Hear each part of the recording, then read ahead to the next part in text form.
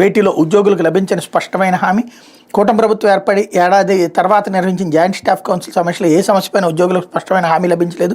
4 DA బకాయిలు చెల్లించాలని, 30% మధ్యంతర వృత్తి మంజూరు చేయాలని పీఆర్సీ కమిషన్ వెంటనే ఏర్పాటు చేయాలని ఉద్యోగ సమావేశాలు డిమాండ్ చేశాయి.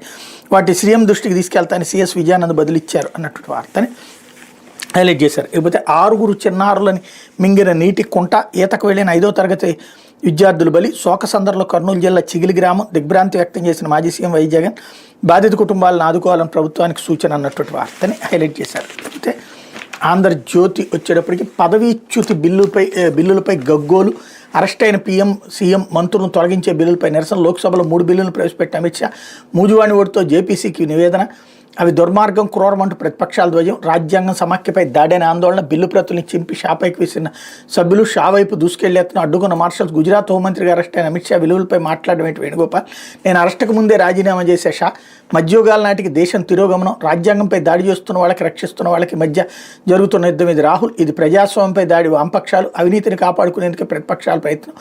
బీజేపీ ప్రత్యారోపణ అన్నటువంటి వార్తని హైలైట్ చేశారు. అయితే శ్రీవారికి